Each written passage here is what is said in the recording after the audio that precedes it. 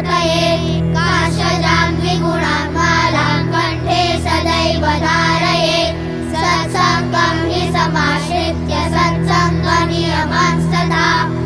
गुरुं ब्रह्मस्वरूपं तु विना न सम्भवेत् भवेत् तत्त्वतो ब्रह्मविद्यायां साक्षात्कारो हि जीवने रोत्तमो निर्विकल्पश्च निश्चयं परमात्मनः न स्वात्मब्रह्मभावोऽपि ब्रह्माक्षरं गुरुं विना नैवाभितत्त्वतो भक्तिं परमानन्दप्रापणं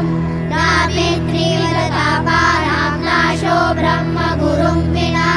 अतः समाश्रये नित्यं प्रत्यक्षमक्षरं गुरुं सर्वसिद्धिकरं दिव्यं परमात्मानुभावकं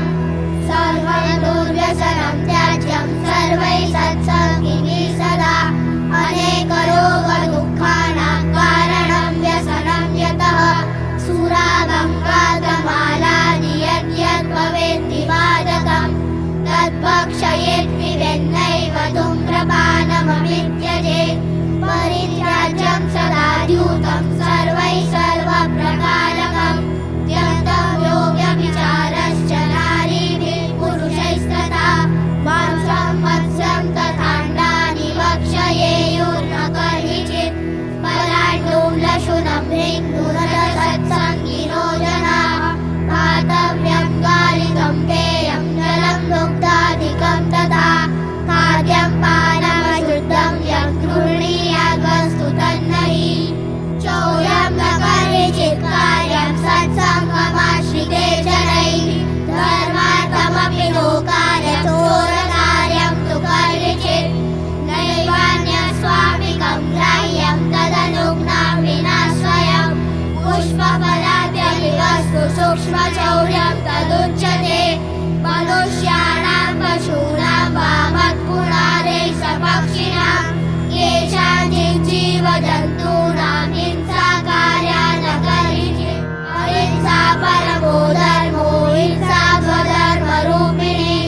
श्रुतिस्मृत्यादिशास्त्रेषु स्फुटमेवं प्रकीर्तितम्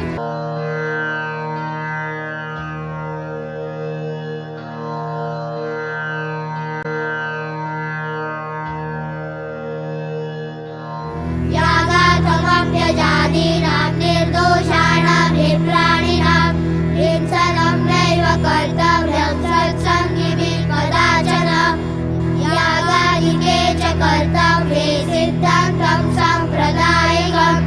अनुसृत्य हि कर्तव्यं हिंसारहितमेव तत् मत्वापि यज्ञशेषं च वापि देवनिवेदितं मांसं कदापि भक्ष्यं न सत्सङ्गमाश्रिते जनैः कस्यापि ताडनं नैव करणीयं कदाचन अपशब्दापमानादिसूक्ष्महिंसापि नैव च संसाकीर्तिधनद्रव्य स्त्रीपुरुषादिकाप्तयोः